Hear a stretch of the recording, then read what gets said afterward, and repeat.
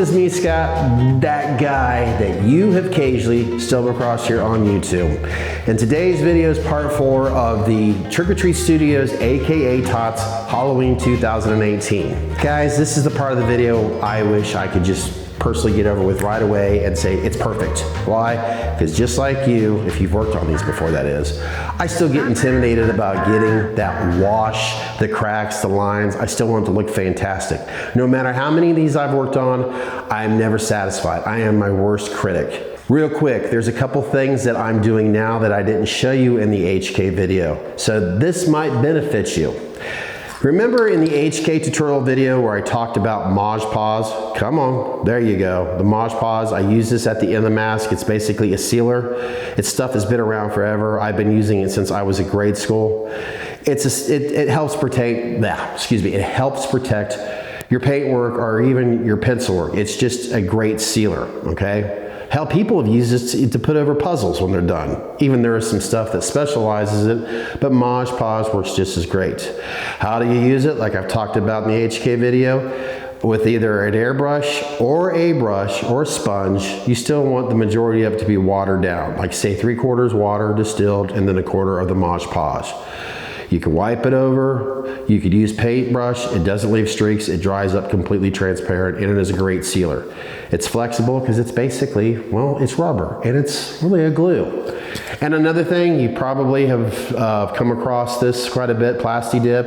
It's a fantastic tool for so many things, including our latex mask. Now, yes, it does state that it's a glossifier, but if you want it sprayed on your mask and you don't want a glossy finish, then make sure you spray it very lightly from afar.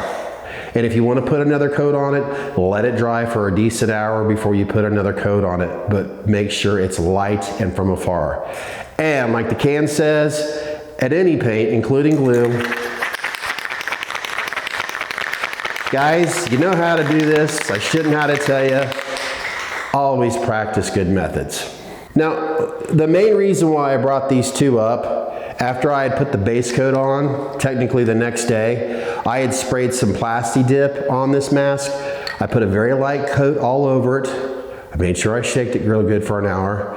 And now I'm actually getting to it. But you could, if you wanted to, use either one of these methods, like I've talked about, but you want to make sure it dries up really good for a decent hour before you start the next step, and that's weathering this bad boy.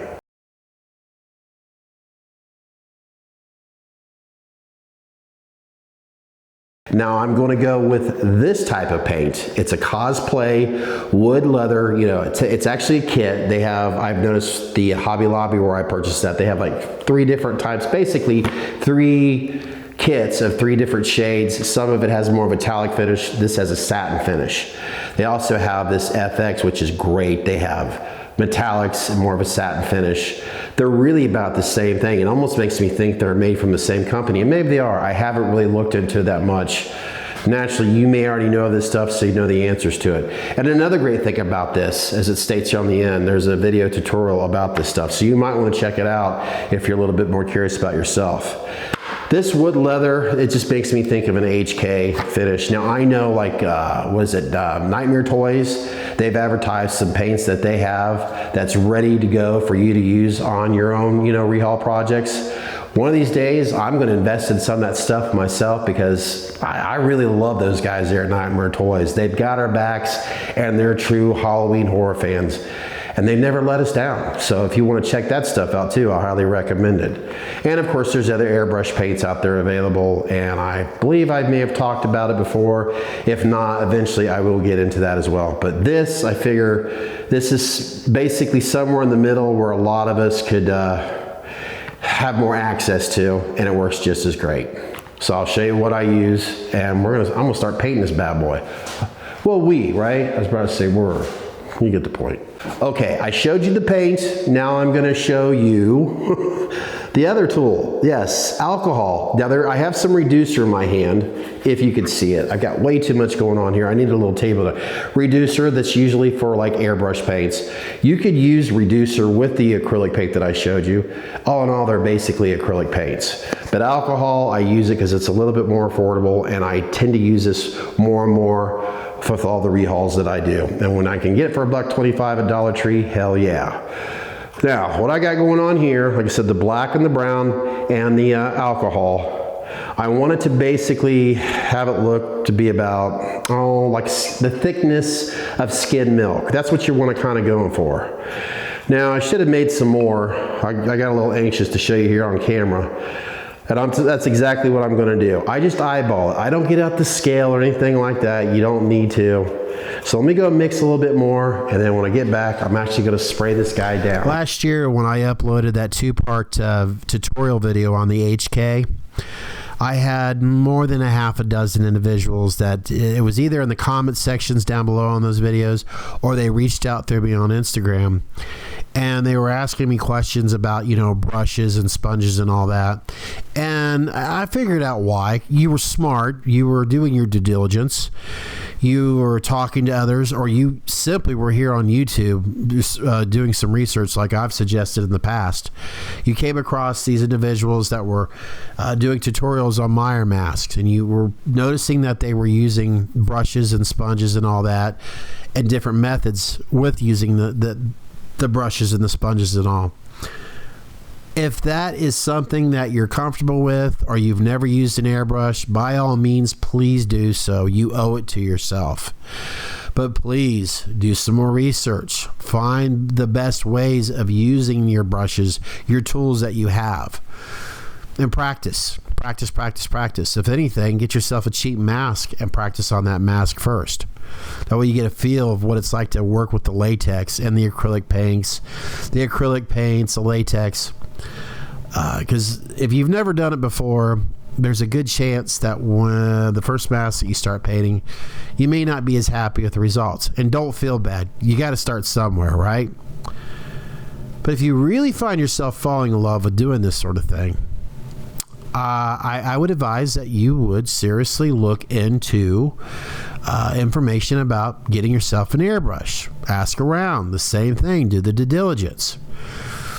And once you find yourself working with an airbrush the first time and learning more about how to use it, with the paints you can use and the operations and all, you may find yourself thinking, oh, I wish I would have started this years ago. An airbrush is very simple to use, and as long as you know how to use it properly, you really can't go wrong with it. So yes, by all means, use those brushes, use those sponges. Do some more homework. Do all that research that you need. Then look into the airbrush. You'll find yourself pretty satisfied with the work that you're doing, especially if you're damn good at it. I hope that answers your question. And don't be afraid to ask anymore. And please ask others.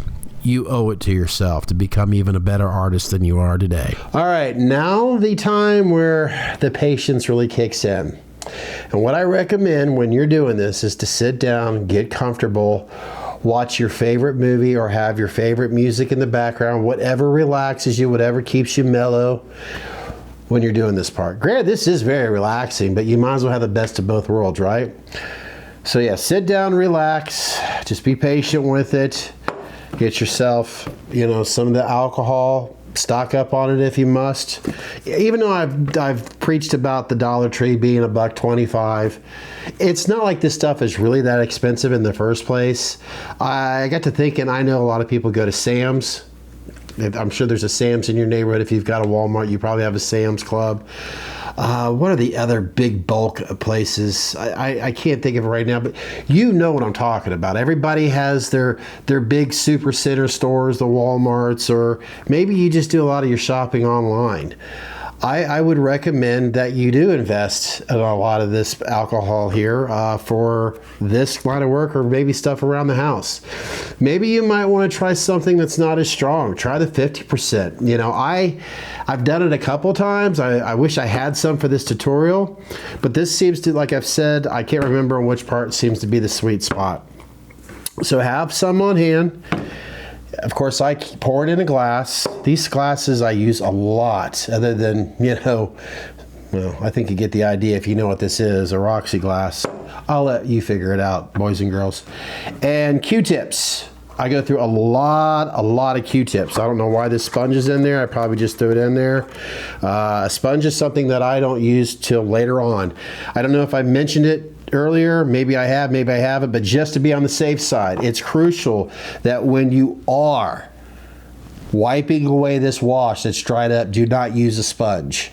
The reason why, I think you pretty much know how a sponge is. It absorbs a lot more liquid, let's just say water, and therefore it's going to constantly, you know, have the surface that you're using, it's going to constantly be wet, right? Well, you don't want your mask to be over wet when you're removing this the weathering. Right, you want to control what you're removing, and you want to keep what you have on there. You don't want to remove too much, like the base coat that you put on, because I want everybody to keep in mind, acrylic paint, yes, it is flexible, but it is washable, so you have to be careful. That's why I know you guys get tired of hearing it, but I really want patience to sink in while you're working on these things, okay? I know I'm a broken record. There's some trolls out there that get pissed off at what I say, but then again, every YouTube channel deals with that. So some little advice, if you're gonna start a YouTube channel, be prepared for trolls to get you. Just ignore them. Just ignore them. Trust me, I do. And if they really piss you off, the best method is to delete their stupid comment and block them. All right, let's get to, that's right, what we're all waiting for.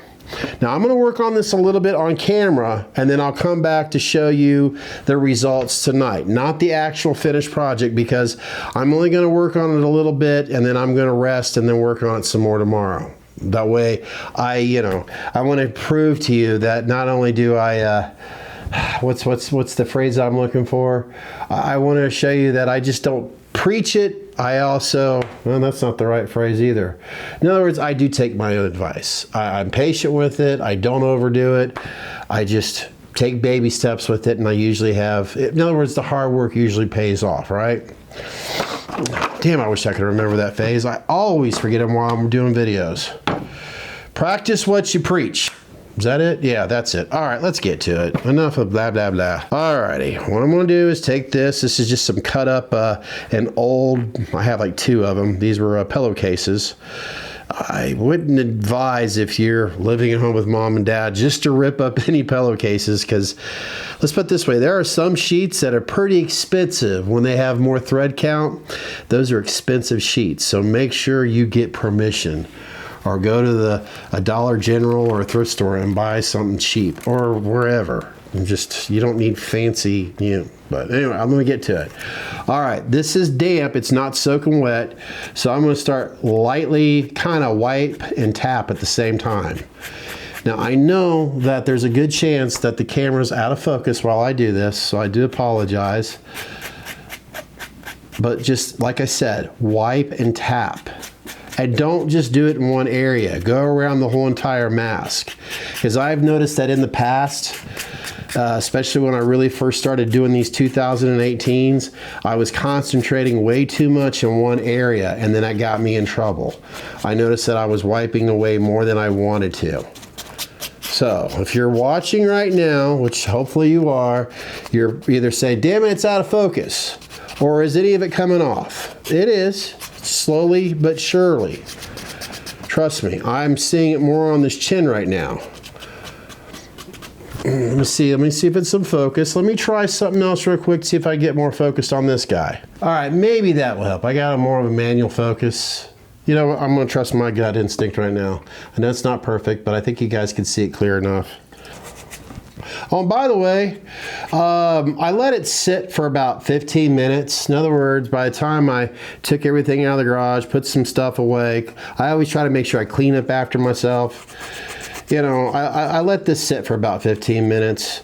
I don't worry about letting it sit for an hour or anything like that. But I think it's, the sooner I can tackle this, the better. But it's like finding that fine line. I want it to cook a little bit, but not too long. If you know what I mean? Hope that made sense. Now it looks like I'm favoring this side way too much. So that's where my gut tells me, get over here, start working on this side a little bit. That's exactly what I'm doing. Now, If you were working on a video right now, doing this very same thing, you would probably find it as you practice what you preach, the whole, be patient, a little easier because, you're talking about what you're thinking about right now. And, it seems to be a little bit more, I don't know, easier to be patient about it because, you're trying to teach someone the ropes, right? And that's one thing that helps me out right now doing this stuff. Because there are times I tell myself, like, oh crap, I got to hurry up and get somewhere. And then I find myself rushing. So, time this out right, I know I'm telling you stuff that you're probably very much aware. I'm just trying to be that helpful reminder right now as you're watching me do this. And maybe you're wondering, well, man, that's not really coming off that well. Well, trust me, it will come off. I'm just not rushing it. I really should call part 4 the patience video. Or just, if it wasn't for copyright issues, I'd have some GNR, just a little patience playing in the background. Now I'm starting to annoy the hell out of myself. So see, I do it to myself too. You're not the only one that gets annoyed by me. All right. Okay. Well, let me turn off the camera. You pretty much understand what I'm doing right now. Just going over this mask carefully, trying to wash off what I don't want there and keep what I have. Just don't over soak your rag or your Q-tips when you get to the Q-tips, and trust me, you'll see me using Q-tips on this thing.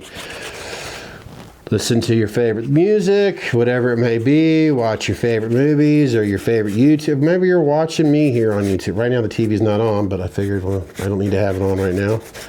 And have fun with what you're doing. And don't fall asleep while you're working on these too. Yes, I've done that before, believe it or not. Sometimes this relaxes me way too much. So yeah, let me stop recording and I'll be right back to show you how it looks before I go to bed. It won't, like I said, it won't look complete, but I want you to see it. You get the idea. All right, I'm just about done for the night. Not that I'm done with this process here. I'm tired. I got to go to work tomorrow. When I come home, I'm going to work on this some more. But before I do, I want to point out one thing. As you know, your glass, if you start doing this, obviously it's going to get dirty, right? Because you're removing some of that black. You're dipping in here. It's naturally going to get dirty. Once it gets to the point where it's too dark, dump it, pour yourself a fresh glass, and then go from there. That's one of the main reasons why you go through a lot of this stuff. And that's why I, stress get some of the cheap stuff. Now, before I go to bed, I do want to work on a couple things, and I wanted to at least show you it right now. I'm going to get this Q-tip out, which I'm going to use a lot of them, like I said, and I'm going to try to get in some of these really areas around the eyes and the nose where there's a lot of that black paint, and I'm going to try to use the Q-tip right now and just kind of roll it around, and sure enough, it's coming off so easily. It really is. I don't want to force it. And then I just go over that as much as I can. Use the other end, blah. And go the other eye. It's just that easy. Trust me. I'm just barely touching the mask with this Q-tip. I'm not forcing it. Being patient with it. And what seems like it's not really coming off, I'll go back, try it again later. I don't want to force it. Get some of this nose right here. It's super black right there. I don't force it. It's not coming off right away, and that's fine. I don't want it to. I want it to come off gradually. Because right here, it's very, I don't know if you could see it on camera or through the video, but for something happened right there, it's super white, like I removed way too much. That's okay, I can fix that later. I'm not gonna try to focus on that way too much, because if I do, then I might screw it up and then it's gonna be harder to fix. So I'll deal with that later on. It's not a big deal. Hell, I could always go back and maybe take a brush or sponge or just spray it again right there with that black paint and try it again. I mean, that's another thing that I could do, but right now, I'm not gonna worry about it. because I look at it and this is like, boom, standing out. Who knows, maybe when I start removing some more of the black that I don't want on there, it won't stand out as much. So that's another reason why I don't want to obsess over this spot right there. And I'm kind of glad that happened, because I know that there hasn't been a time that I've worked on these masks where everything just went smooth sailing, you know, like you didn't have any issues at all. So if you come across that issue, don't feel bad. It happens to all of us. Just don't obsess over that one area. You know, let it sit for a while and come back to it later, because you may find yourself, as you're working on the mask and around it, it may look fine later. Does that make any sense? Like you could answer right now, but I hope that does. Just try not to dwell on some of the other areas where it seems like, oh crap, that don't look right. Just deal with it later on. It's not like the mask is gonna melt, if you know what I mean. So there you go. Like I said, I'm gonna put my stuff away, get some rest, and I'm gonna focus on this tomorrow. The one good thing about the fact that I have to walk away from this now, a lot of this paint that's in the cracks, in other words, it's going to be a little bit more stubborn to come off, and I want that problem. You know what I mean? But I can guarantee you, but the process, the steps that I'm going through, it's still going to come off the mask. It's not going to come off if you just want like that. And that's a good thing. You don't want it to. You just got to take your time. Like I said, listen to your favorite music. And I was watching YouTube, you know, it just... relax and enjoy yourself, and before you know it, all of a sudden, holy shit, I got to get to bed. So there you go. I know that I'm going to be starting part 5 soon, but I'll end part 4 where I feel like I'm completely satisfied with this, and then we'll get to part 5. Sound fair? And this is where you say, yes, Scott, thank you. Well, just like that, this mask is a little bit more cleaner than it was a few moments ago, right? No, it's actually been 2 or 3 days since I really been focused on, well, this video right now. Yes, I do apologize. Part 4 here of the Trick or Treat Studios, aka TOTS Halloween 2018. To me, the most important process of this mask. It's just been taking me longer because I've been busy at work, so therefore I haven't been able to concentrate on nearly as much. But then again, it could have been to my advantage, and maybe yours as well if you're going to work on your own rehaul for the very first time. In other words, I have not dominated my time removing that black, weathering, whatever you want to call it. In other words, I haven't sat here for hours and hours on trying to remove it. I've walked away. Hell, that first night that I started on this, I told you I was going to work on it a little bit more. Then I was going to bed. I was tired. Then I worked on it a little bit more the next day. And then I had to go to work. Came home that night. I think I worked on it just a little bit. I don't know, I was tired. Anyways, to catch you up, about 30 minutes before I started to record this video, I was like, you know what, I'm done. And this is all I did, and I pretty much described it already in the video. I didn't use these were once pillowcases. I didn't use them nearly as much as I progressed along. In other words, I don't know if you can really tell, but this is a little bit more clear than it was in the beginning, which makes sense, right? Because there's not nearly as much black paint on there. But I stick to my rules. I stick to what I've basically taught myself from mistakes, trial and error. I always try to make sure that the mask is never seriously soaking wet. Maybe so much in certain areas that I go back, get a hairdryer or get another towel and kind of, you know, tap it dry. Just like, it's like wax on, wax off, the same method. Just a little tap and spin as I'm removing, and then I'll tap and dry. And I do my best not to focus all in one area. Maybe a little bit here, then kind of go around, counterclockwise, whatever works for you, right? Just as long as I stay focused on the whole entire mask, not necessarily one spot. The reason why I state that is, I have found myself that in the past, if I focus way too much in one area, I end up removing more paint than I wanted to. So yeah, just take your time going over the whole entire mask, the black that you're wanting to remove, And if it took a couple days to make it so much easier because I was adding less stress to the mask, then voila. I mean, the results of this are fantastic. Now, granted, I'm not done yet. There's more that I want to do, but it's less spending time of removing that black paint. Now, there's going to be some more painting that I'm going to do, which I will show you in part 5. And then that's going to be when I'm done painting the mask. You know, I want to get to the point where I'm done painting and then, of course, naturally add the hair. And I'll show you that step as well. That'll probably be step 6, which I'm assuming. My goal is to not have a part 7, but if it does come to 7, maybe part 7 will be a very simple and easy one. I don't know. We'll just have to wait and see. So yes, please take your time. Don't overstress it. Expect to go through a lot of Q-tips if you want to do. Here, I'll show you what I did. There's not much at this point, but let me get a clean Q-tip.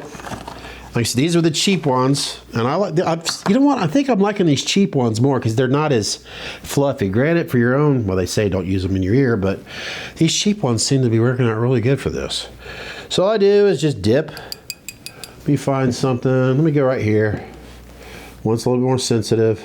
Now I know you're not able to see it as well, but your own eye, hell, the Q-tip will start looking a little bit more gray, and the mask, of course, where you're going over that area, will look a little cleaner. But I don't want this thing to look spotless. No. Why would I want this thing to look like it just came off the showroom floor? You know, very white. Very white? That made a lot of sense. I think you get my point. But, you know, trust your instincts, you know, and say, you know what, I think I'm done here. I think I'm done with this point, and then go on to the next step, and which will be what I'll show you here next.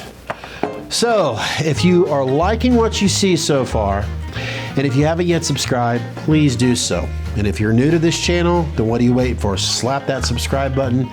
Naturally hit that notification bell, because it's supposed to, as I've stated, as other YouTubers have said, it's supposed to notify you the next time maybe part 5 will be uploaded. Well, it will be, but you know, I get frustrated because I hear it all the time, even during the live videos.